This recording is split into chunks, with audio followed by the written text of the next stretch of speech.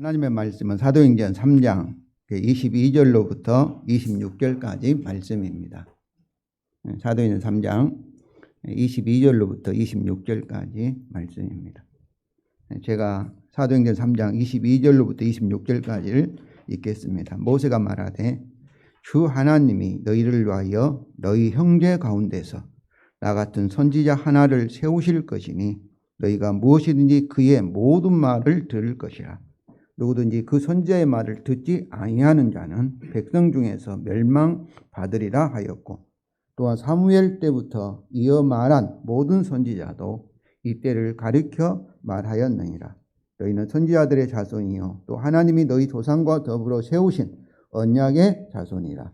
아브라함에게 이르시기를 땅 위의 모든 족속이 너희의 씨로 말미암아 복을 받으리라 하셨으니 하나님이 그 종을 세워 복 주시려고 너희에게 먼저 보내사 너희로 하여금 돌이켜 각각 그 악함을 버리게 하셨느니라. 아멘. 제가 이렇게 우리 성도들에게 설교를 하고 하나님 말씀을 전하는 목적은 믿음, 소망, 사랑입니다. 우리 성도들이 믿음이 더 강해지고 소망이 더 많아지고 사랑의 풍성한 열매를 맺히게 하는 것이 저의 설교의 목적입니다. 여기서 믿음, 소망, 사랑 이 세 가지는 항상 있을 것, 그 중에 제일은 사랑이라는 고린도전서 13장 13절 말씀을 성도들이 잘 알 것입니다. 믿음, 소망, 사랑은 다 우리 예수 그리스도의 복음과 관련된 단어들입니다. 믿음의 내용은 무엇이에요? 복음이죠. 예수 그리스도죠. 또 소망, 무엇에 근거해서 우리가 미래를 바랍니까? 복음이 이루어지기를 소망하는 것이죠. 우리는 복음을 믿으며 복음이 이루어질 것을 소망합니다. 그럼 사랑은 무엇이겠습니까? 복음의 열매죠.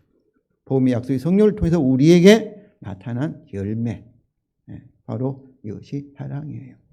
사랑은 뜨거운 감정만 말하는 것이 아니라 하나님 말씀을 순종하고 구원의 열매예요. 우리가 변화되어서 하나님을 사랑하고 내 이웃을 사랑하고 하나님 말씀에 순종해 가는 그런 모습들이 사랑입니다. 그러므로 저는 항상 이렇게 설교에서 복음을 증거하기를 원합니다.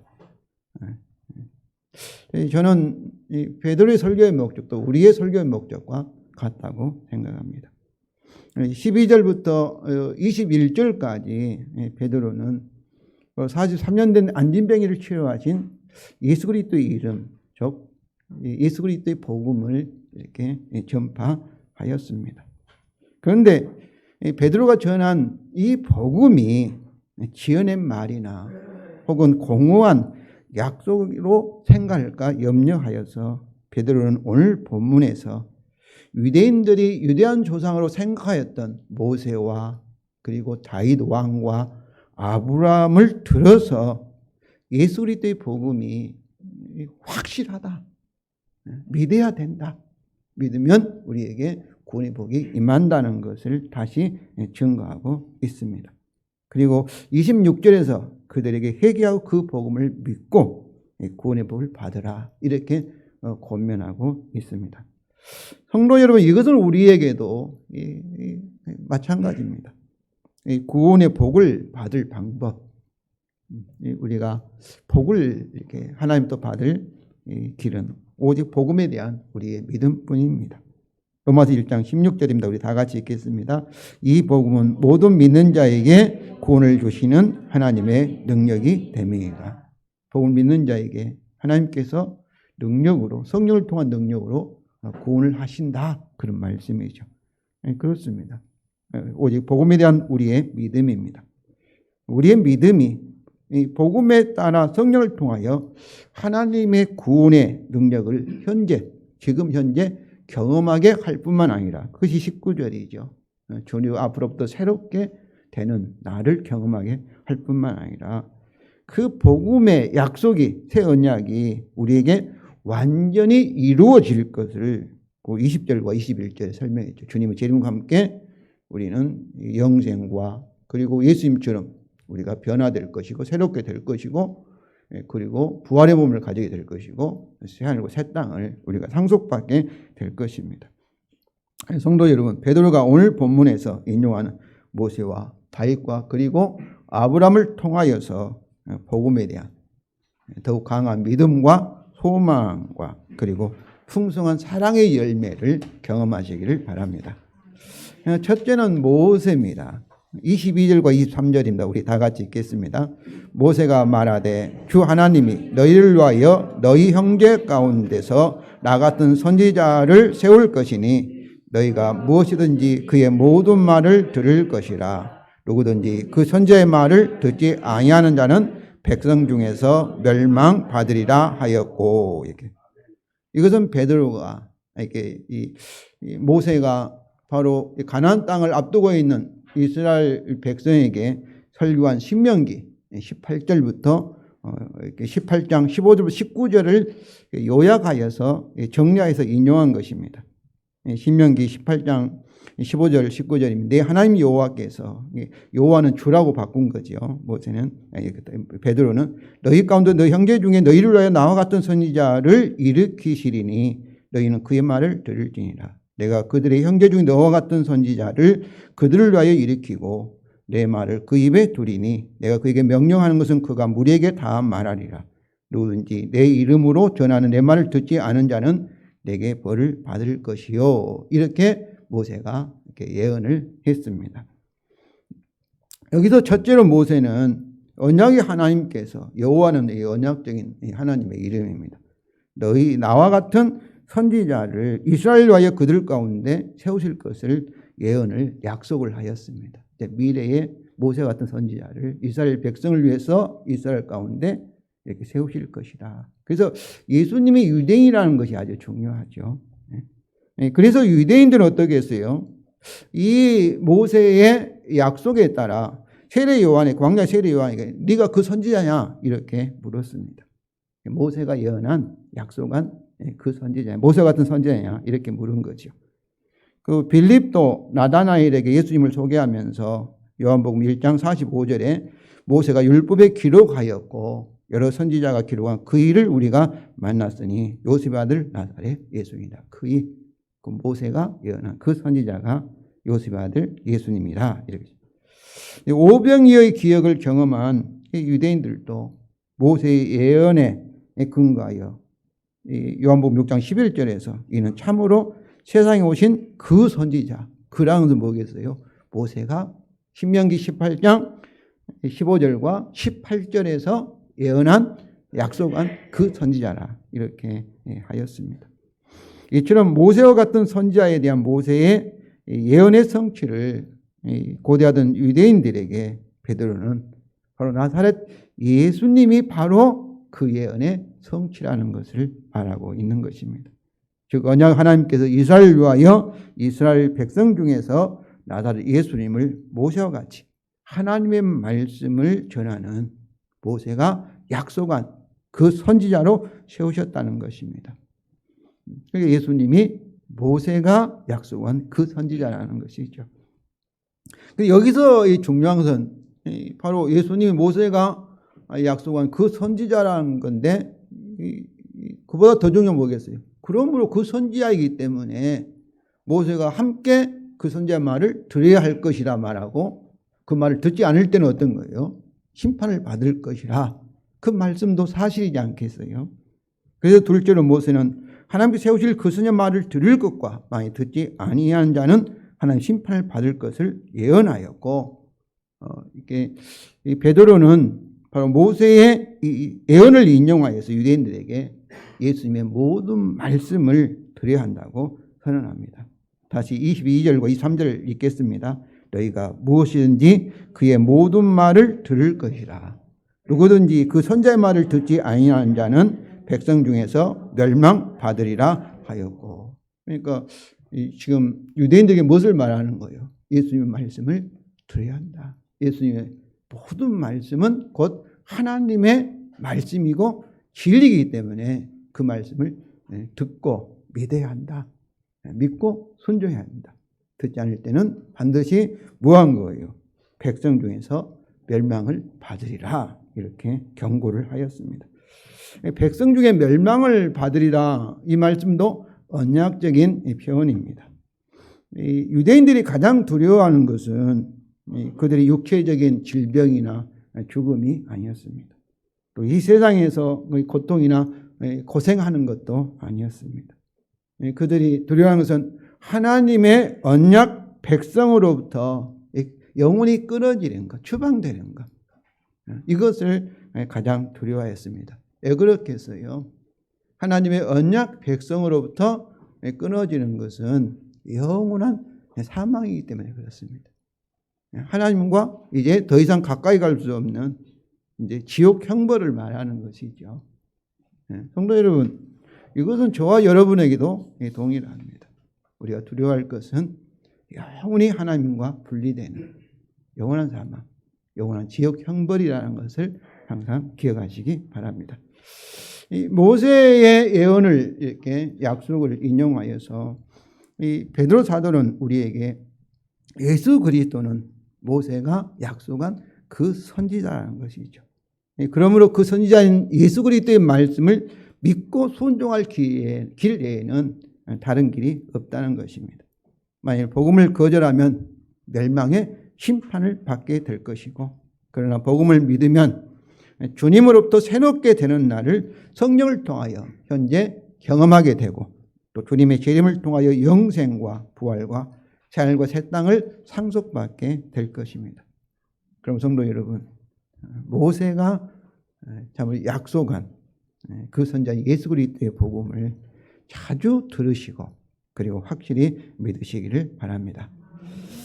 둘째는 이제 다윗입니다. 24절이죠. 24절 우리 다 같이 읽겠습니다. 또한 사무엘 때부터 이어 말한 모든 선지자도 이때들을 가리켜 말하였느니라. 이때들이라는 것은 사무엘과 그를 계승한 모든 선지자의 예언들이 예수 그리스도를 통하여 성취되는 때들이죠. 다시 말하면 주님의 새롭게 하시는 날 19절에 있는 날들과 주님의 재림 시에 만물의 회복의 때들을 의미합니다. 곧 예수 그리스도의 복음이 성령을 통해서 우리에게 이미 성취되고 그리고 성취되고 있고 완전히 성취될 날을 말하는 것이죠. 은혜의 때, 지금이죠. 신약 시대 이때를 지금 가리키고 있습니다. 여기서 베드로는 사무엘과 모든 선지자도 이때를 가리켜 예언하였고 그 예언들이 예수 그리스도에게 이미 성취되었고, 이게 이 약속의 언약의 약속의 내용을 다른 말로 표현하면 하나님 나라라. 하나님 나라는 어떠겠어요? 사랑으로 가득 차고 기쁨으로 가득 차고 그리고 복으로 생명으로 가득 찬 나라가 하나님 나라죠. 그래서 예수님이 회개하라 천국이 가까웠다 이렇게 말한 것은 바로 구약에서 약속한 예언한 바로 그 예언들 언약들을 예수님이 이미 십자가의 죽음과 부활을 통하여서 성취하였다. 그 성취하는 나라가 가까이 왔고 그리고 성령을 통해서 지금도 우리를 통해서 하나님 나라가 더 확장되고 있고 그리고 예수님 재림으로 완성될 것을 믿으시기 바랍니다. 그런데 성도 여러분, 모세의 예언은 바로 그 선지자 예언은 직접 명백하게 예수님에게 적용할 수 있는데 사무엘이 예수 그리스도에 대해서 메시아에 대해서 예언했다는 그 명백한 예언들을 찾아보기가 어렵습니다. 그러나 사무엘은 어떤 사람이에요? 다윗의 형제들 중에서 막내인 다윗에게 왕이 될 수 있도록 사울을 대신하는 왕이 될 수 있도록 이렇게 기름 부음을 부었던 사람이었고 그리고 특별히 선지자 나단은 다윗이 밧세바와 간음하고 그 밧세바 남편 우리아를 이렇게 고의로 전쟁터에서 죽게 했을 때 나단 선지자를 통해서 책망하지 않습니까? 그 책망하면서 그런데 나단 선지자를 통해서 다윗에게 약속을 합니다. 무슨 약속이면 다윗의 영원한 씨 후손과 그리고 영원한 왕국, 다윗의 왕국 영원한 하나님 나라지요. 천국에 대한 하나님의 약속을 그에게 전하였습니다. 사무엘 7장 12절과 16절입니다. 좀 길지만 우리 다 같이 읽겠습니다. 내 수완이 차서 내 조상들과 함께 누울 때에 내가 내 몸에서 날 내 씨를 내 뒤에 세워 그의 나라를 견고하게 하리라. 그는 내 이름을 위하여 집을 건축할 것이요 나는 그의 나라 왕위를 영원히 견고하게 하리라. 나는 그에게 아버지가 되고 그는 내게 아들이 되리니 그가 만일 죄를 범하면 내가 사람의 매와 인생의 채찍으로 징계하려니와 내가 내 앞에서 물러나게 한 사울에게서 내 은총을 빼앗은 것처럼 그에게서 빼앗지는 아니하리라. 내 집과 내 나라가 내 앞에서 영원히 보존되고 내 왕위가 영원히 견고하리라 하셨다 하라. 여기서 내 씨라는 것은 바로 다윗의 후손을 말하죠. 다윗 후손. 그러니까 우리가 솔로몬이지 않겠는가 하는데 솔로몬은 죽어버렸잖아요. 영원한 왕이 되지 못했잖아요. 또 솔로몬의 다음이 뭐 이렇게 뭡니까? 왕들. 그래서 유대의 왕들도 영원히 살지 못했으니까 영원한 왕이 아니죠. 그래서 내 씨라는 이 단어가 스페르만 단수기 때문에 결국 다윗의 후손으로 오신 씨로 오신 예수 그리스도를 가리키는 것이죠. 그리고 여기서 나는 그에게 아버지가 그는 내 아들이다. 난 하나님이 되고 그들은 내 백성이다. 이것은 다 언약 공식이에요. 여호와라는 여호와 이름이다. 주라는 이름이라든지 그렇지 않으면 맹세한다. 그런 들은 다 언약에 대한 그런 표현들입니다. 그런데 범죄하여도 어떤다 했습니까? 죄를 범하여도 이렇게 나라가 빼앗기지 아니하고 영원한 왕이 되고 영원한 왕국이 된다는 것은 은혜의 언약이라는 것이죠. 은혜의 언약이며 또 이것은 영원한 언약입니다. 이런 창조 언약을 십자가의 죽음으로 다 이루신 예수 그리스도의 구속 언약에 근거하고 있기 때문입니다. 사울 이후의 모든 선지자는 다윗 언약을 계속 반복하여 예언하였고 그 약속은 다윗의 찢으신 예수님에게 성취되었습니다. 하나님께서 구약의 모든 선지자가 약속한 다윗 언약에 따라 예수 그리스도를 죽은 자 가운데서 다시 살리사 부활했잖아요. 그리고 영원히 예수님이 어떻게 됐어요? 사시게 되었죠. 그리고 성천한 하나님 보좌 우편에 앉으셔서 영원한 하나님의 아들로서 또 하나님을 대신한 왕과 영원한 왕이 되시고 영원한 주가 되신 거죠. 바로 그래서 예수 그리스도 십자가와 부활을 통해서 다윗의 언약이 예수 그리스도에서 성취된 것이죠. 성도 여러분, 다윗 언약은 누구에 대한 언약이에요? 다윗의 씨에 대한 언약이니까 그 다윗 언약은 예수 그리스도에 대한 언약이라 이렇게 볼 수 있습니다. 다윗 언약의 성취신 예수 그리스도의 복음은 영원하며 확실합니다. 그러므로 복음을 확실히 믿으시기를 바랍니다. 그래서 베드로는 25절에서 이제 설교를 듣는 유대인들에게 너희는 선지자들의 자손이요 또 하나님이 너희 조상과 더불어 세운 언약의 자손이라 하면서 유대인들에게 회개하고 다윗의 언약의 성취인 예수 그리스도의 복음을 믿으라고 권하고 있습니다.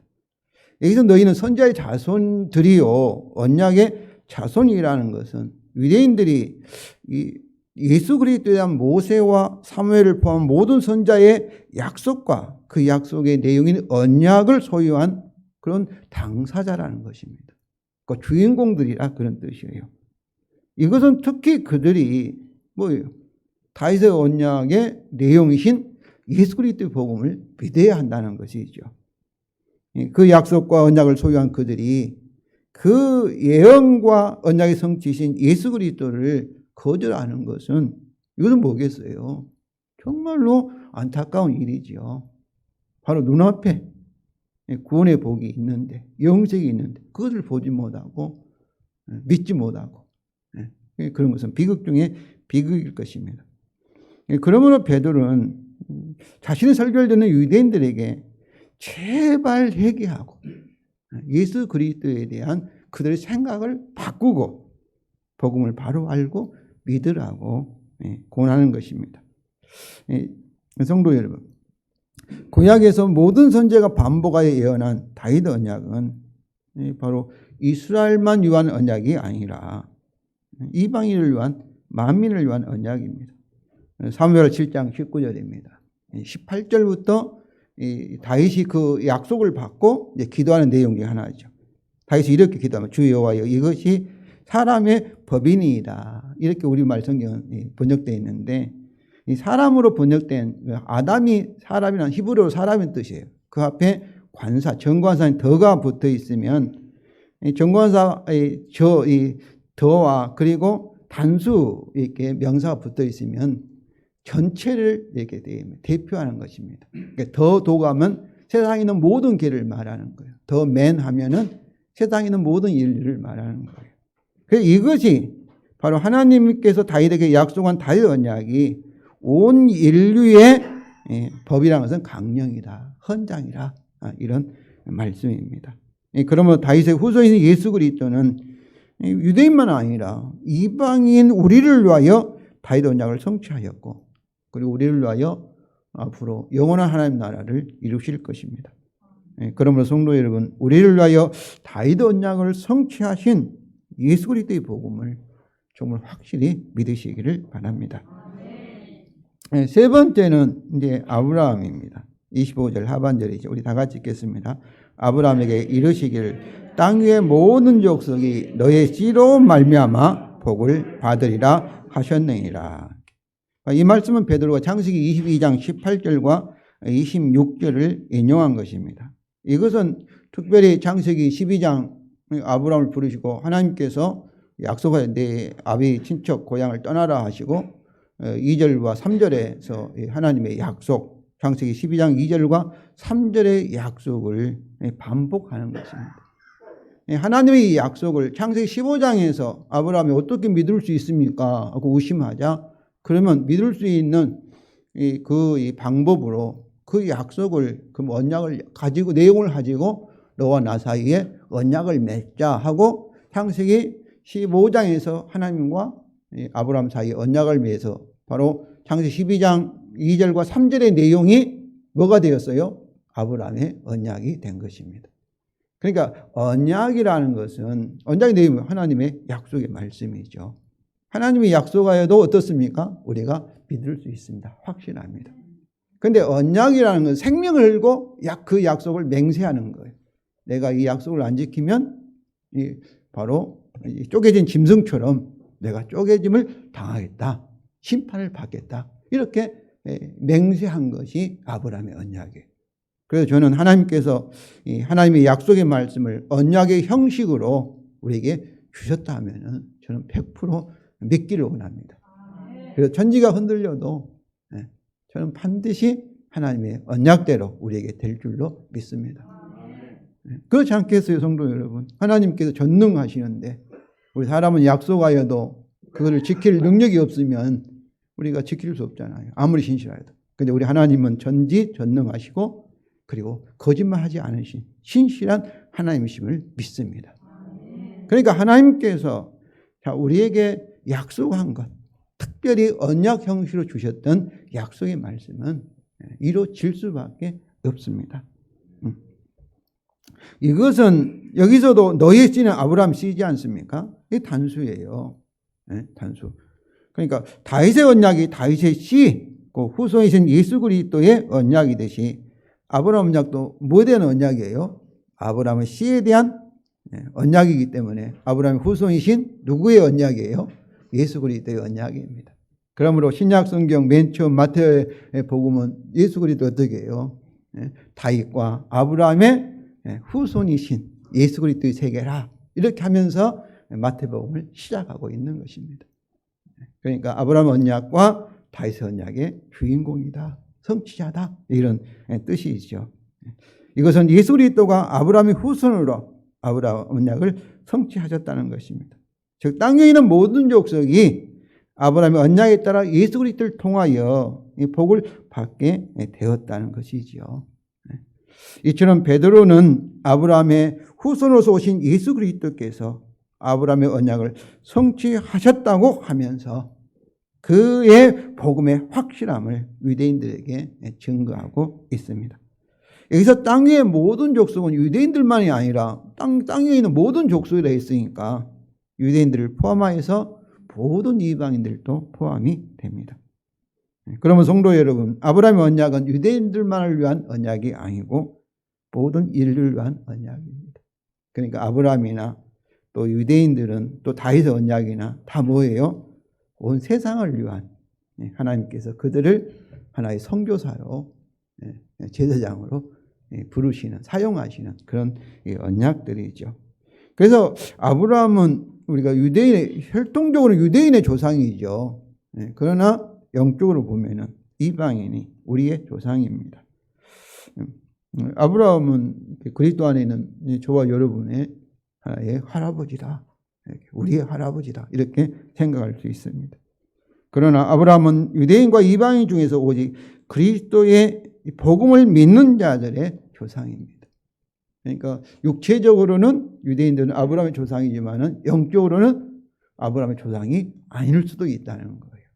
그래서 갈라디아서 3장 7절로부터 9절입니다. 우리 다 같이 읽겠습니다. 그런즉 믿음으로 말미암은 자들은 아브라함의 자손인 줄 알지어다. 또 하나님이 이방을 믿음으로 말미암아 의로 정하실 것을 성경이 미리 알고 먼저 아브라함에게 복음을 전하되 모든 이방인이 너로 말미암아 복을 받으리라 하였느니라. 그러므로 믿음으로 말미암은 자는 믿음이 있는 아브라함과 함께 복을 받느니라. 그러니까 아브라함도 어떻게 복을 받았어요? 믿음으로. 그런데 누구에 대한 믿음이겠어요? 아브라함의 시인, 후손이신 예수 그리스도의 복음을 통해서 아브라함에게 약속의 성취자이신 예수 그리스도의 십자가의 죽음과 부활의 복음을 통해서 아브라함도 믿음으로 의롭다함을 얻게 되었고 믿음으로 영생과 그리고 복의 사람이 된 줄로 믿습니다. 저와 여러분도 마찬가지예요. 아브라함과 함께 그리스도의 복음으로 영생과 그리고 복의 사람이 된 줄로 믿습니다. 그리스도 안에 있는 자는 결코 뭐가 없어요? 정죄를 통한 저주와 심판이 없습니다. 이것이 복음의 능력인 거예요. 성도 여러분, 아브라함의 후손으로서 우리를 위하여 아브라함 언약을 성취하신 예수 그리스도의 복음을 확실히 믿으시기를 바랍니다. 그런데 여기서 베드로는 아브라함 언약을 25절에서 하나님이 너희 조상들과 더불어 세우신 언약이라고 소개합니다. 그러니까 아브라함과만 세운 언약이 아니라 너희 조상들과, 우리말 성경은 이렇게 그냥 조상이라고만 되어 있는데 여기서 조상들과 합니다. 그러니까 아브라함 후손인 이제 이삭과 그리고 그 손자인 야곱과 그리고 야곱의 12의 자손들인 아들들인 이스라엘과 맺은 언약이라 이런 뜻이죠. 이런 아브라함 언약을 그의 후손들이 어땠어요? 상속받기 때문입니다. 우리가 이렇게 이삭의 쌍둥이 에서와 이게 그의 동생인 야곱의 싸움이 무슨 싸움이겠어요? 이 아브라함 언약을 누가 상속받느냐, 이 싸움인 거예요. 그런데 참으로 깨가 많은 야곱이 수단방법을 가리지 않고 형 에서에게 이것을 뺏은 거죠. 그 에서는 참으로 복의 사람이 되지 못하고 허물이 많은 야곱이 참으로 이렇게 복의 사람이 될 수 있었던 것이죠. 이와 같이 아브라함에게 먼저 전해진, 우리가 이 3장 8절 읽었는데 이 아브라함 언약을 뭐라고 표현하고 있습니까? 복음이라고 표현합니다. 복음인 아브라함 언약은 누구의 언약이에요? 아브라함 아들인 이삭의 언약이고, 그리고 아브라함 손자인 야곱의 언약이고, 아브라함 후손들인 유대인들의 언약입니다. 그리고 그리스도 예수 안에서 믿는 이방인 우리의 언약이 되는 것이죠. 이 언약은 구약에서 계속 반복되고 있으며 예수 그리스도 안에 성취될 때까지 계속 반복될 것입니다. 그러므로 성도 여러분, 이삭에 나타나서 말씀하신 하나님의 말씀을 저는 예측할 수 있다고 생각합니다. 그리고 창세기 28장에 에서를 피해서 도망가다가 베델에서 참 돌베개를 누워있는 야곱에게 하나님이 나타나서 무슨 말씀을 하실 것을 우리는 예상할 수가 있습니다. 무엇을 말씀하시겠어요? 아브라함의 언약을 반복하여 말씀을 하십니다. 창세기 26장 2절로 4절을 보면 같은 내용이에요. 그리고 창세기 8장 13절 14절을 봐도 같은 말씀입니다. 이와 같이 구약 성경은 계속해서 반복되고 있는 거예요. 아브라함 언약과 다윗 언약이. 애굽의 총리 대신이었던 요셉은 죽을 때 우리가 재산도 많고 지위도 있으니까 뭐 자기 자식들에게 유언할 것이 많지 않겠어요. 근데 성경은 다른 것에 대해서 유언하지 않고 오직 아브라함 언약에 근거하여 유언한 유일한 내용을 기록하고 있습니다. 창세기 50장 24절과 25절을 우리 다 같이 읽겠습니다. 요셉이 그의 형제들에게 이르되 나는 죽을 것이나 하나님이 당신들을 돌보시고 당신들을 이 땅에서 인도하여 내사 아브라함과 이삭과 야곱에게 맹세하신 땅에 이르게 하시리라 하고 요셉이 또 이스라엘 자손에게 맹세시켜 이르기를 하나님이 반드시 당신들을 돌보시리니 당신은 여기서 내 해골을 메고 올라가겠다 하라 하였더라. 50장 24절은 뭐겠어요? 하나님께서 아브라함의 언약대로 가나안 땅을 반드시 주실 것이다. 그 약속이 성취될 것이다. 이렇게 말씀하는 거예요. 그러니까 그 약속이 있다. 그것이 이루어질 때 나를 임시로 애굽 땅에 매장했다가 내 뼈라도 약속 땅으로 매겨가도록. 이 맹세하라는 것은 언약하라 그 말이에요. 이 약속을 지키지 않을 때는 심판을 받는다. 그런 생명을 걸고 맹세하라. 그런 뜻이에요. 이것은 저는 이 말씀을 보면서 요셉은 바로 아브라함의 언약을 중심으로 요셉은 살았다고 생각합니다. 가장 소중히 여겼고 가장 확실히 참으로 믿었고 그렇지 않겠어요? 애굽의 총리 대신 하면서도 요셉의 마음 중심에는 뭐가 있었어요? 바로 아브라함의 언약. 아브라함의 후손이신 예수 그리스도의 믿음이 복음에 대한 믿음이 그를 가지고 있었던 것이지요. 그래서 이 언약을 붙들고 이것만 생각하는 건 아니라 세상 일을 하면서 총리 대신 일을 하면서도 그의 마음 중심에는 뭐가 있었어요? 가장 소중한 것, 가장 확실한 것. 아브라함 언약에 대한 믿음으로 그는 살았다. 이렇게 볼 수가 있는 것이죠. 그러면 성도 여러분, 하나님의 말씀이 성경, 특별히 구약 성경을 통해서 우리는 무슨 말씀을 드려야 할까요? 그것은 예수 그리스도의 복음입니다.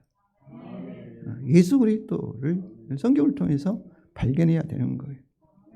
성경을 통해 아브라함 언약과 다윗의 언약의 성취신 예수 그리스도의 복음을 들으시고 그 복음을 확실히 믿으시기를 바랍니다. 우리 목사들이 성경을 가지고 설교할 때 무엇을 설교해야 될까요? 구약 성경을 설교할 때도 예수 그리스도의 복음을 선포해야 할 줄로 믿습니다. 그러니까 성경은 예수 그리스도의 책인 거예요. 예수 그리스도의 책인 거예요. 예수 그리스도의 복음. 참으로 유대인 조상도 우리의 조상들이 참으로 마음 중심으로 삼고 살았던 이 복음. 참으로 복음을 우리도 확실히 중심으로 삼고 복음의 근거에서 생각하고 그 말하시고 그리고 참으로 소망하시고 살아가시기를 바랍니다. 이제 베드로는 이제 설교의 요약적 결론으로서 하나님 그 복음을 회개하는 유대인들에게 먼저 보내셨다고 하면서 회개하고 복음을 믿으라고 26절에서 권면합니다. 우리 다 같이 읽겠습니다. 하나님이 그 종을 세워 복 주시려고 너희에게 먼저 보내사 너희로 하여금 돌이켜 각각 그 악함을 버리게 하셨느니라. 이것을 직역하면 너희에게 최초로 하나님께서 그의 아들이죠. 종으로 번역할 수 있어요. 테크나니까 세우셨고 그분이 너희에게 복 주시고 너희의 악함으로부터 돌이켜는 각각 사람에게 그를 보내셨다라는 것입니다. 여기 세 가지의 일을 우리가 나눌 수 있는데 첫째, 하나님께 그의 종, 그의 아들 예수 그리스도를 세우셨다는 것. 제가 세우셨다는 이 단어 가지고 제가 계속 이렇게 좀 고민을 많이 했습니다. 설교를 준비하면서. 근데 세우셨다는 뜻은 아나스테사스라는 헬라어인데 그 죽은 자를 이렇게 부활했다, 살리셨다 그런 의미입니다. 근데 이것은 우리가 죽은 자를 예수님이 부활했다 그런 의미야. 부활했다 그 말은 어떤 의미겠어요? 부활은 죽은 자 가운데 예수님을 살리셔서 하늘과 땅에 주가 되게 하셨다 그런 의미잖아요. 그러니까 주로 세우셨다, 구주로 세우셨다 그런 의미입니다. 이것은 하나님께 자기 종, 자기 아들 예수 그리스도를 십자가의 죽음과 부활을 통하여서 주라는 단어가 아주 중요한 거예요. 주인이라는 거예요. 주라는 하나님에게 하나님이 세상을 창조했으니까 이 세상이 누구 거예요? 하나님 것이잖아요. 주님의 것이라는 그런 뜻이에요.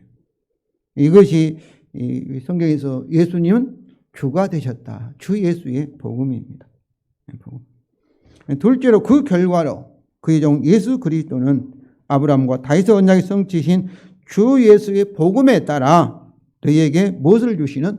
복을 주시는 주님이시다. 그런 의미인 것이죠. 이제 셋째, 하나님께서 그를 모든 유대인들에게 보내신 것이 아니라 오직 악함으로부터 각각 회개하는 너희에게 최초로 가장 먼저 보내셨다는 겁니다. 그러니까 유대인이라 해서 무조건 다 구원받는 것이 아니에요. 믿는 자에게, 회개하고 예수 그리스도의 복음을 믿는 자에게. 이방인들도 다 구원받는 것이 아니라 오직 예수 그리스도를 믿는 자에게. 여기서 각각이라는 말은 뭐겠어요? 전체, 유대인 전체에게 구원을 준 것이 아니라 그 유대인들 중에서도 회개하고 예수 그리스도에 대한 생각을, 그래서 잘못된 생각을 바꾸고 그리고 예수 그리스도의 복음을 바로 믿는 자에게 하나님께서 예수 그리스도를 보내셨다. 이런 말씀이죠. 여기서 하나님께 회개하는 각각 유대인에게 먼저 그를 보내셨다는 것은 구약에서 이스라엘을 남은 자 사상과 일치합니다. 이처럼 베드로는 19절의 반복으로 각각 유대인들이 회개하고 악함을 버리고 그리스도께 돌아올 것을 호소하는 것으로 그의 간절한 설교를 끝맺습니다. 성도 여러분, 하나님께서 우리에게 나타나서 하실 말씀이 무엇이겠습니까? 내 안에 계신 성령님께서 여러분에게 무슨 말씀을 하시겠습니까? 저는 이렇게 예상할 수 있다고 생각합니다. 무엇을 말씀하시겠어요? 아브라함 언약과 다윗 언약의 성취이신 예수 그리스도의 복음을 저는 말씀하신다고 믿습니다. 다른 말씀 이것보다 중요한 것이 어디 있겠어요? 어디 있겠어요? 그리고 성령님이 오신 목적도 요한복음 15장 26절에는 예수 그리스도를 증언하기 위해서 오셨다. 그리 진리의 영이시다 이렇게 말합니다. 그래서 성령을 뭐라고 말하는 거예요? 그리스도의 영. 그리스도를 대신하며 그리스도를 증거하기 위해서 오신 성령님이다. 그런 뜻이죠. 그렇습니다. 이렇게 확실한 우리 예수 그리스도의 복음을 믿으시기를 바랍니다. 그렇다면 우리의 유일한 소망은 무엇이겠습니까? 그리스도의 복음입니다. 우리가 확실히 믿을 수 있는 것은 무엇이겠습니까? 오직 예수 그리스도의 복음입니다. 이 세상에서 우리 돈도 경험도 우리의 건강도 사람도 우리 가족 자신이라 할지라도 부모라 할지라도 아들과 딸이라 할지라도 그것보다 더 확실하고 더 소중한 것은 무엇이겠습니까? 우리가 딛고 있는 눈에 보이는 이 땅보다도 하늘보다도 더 확실한 것이 무엇이겠습니까? 예수 그리스도의 복음입니다. 눈에 보이는 세상은 다 하나님의 말씀으로 창조되었잖아요. 앞으로 세상은 예수 그리스도의 십자가의 죽음과 부활의 복음에 따라 우리를 변화시킬 것이고 그리고 새하늘 새 땅으로 완전히 새롭게 하여서 우리에게 주실 것입니다. 그렇다 한다면 우리가 믿고 확신하고 소망할 수 있는 근거는 무엇이겠습니까? 예수 그리스도의 복음입니다. 정말 그렇습니다. 사도 바울처럼 에베소 1장 17절과 19절에서 기도했던 것처럼 성령의 지혜와 계시를 통하여 이 복음의 내용, 하나님을 알게 하시고 복음의 내용을 알게, 복음의 능력이 믿는 우리에게 참 얼마나 큰 구원의 능력이 나타나는가를 경험과 체험을 통해서 알 수 있도록 기도하시고 그리고 그 복음을 확실히 믿고 항상 소망하시며 그 복음의 열매인 사랑을 풍성하게 경험하시기를 주님의 이름으로 축원을 드립니다.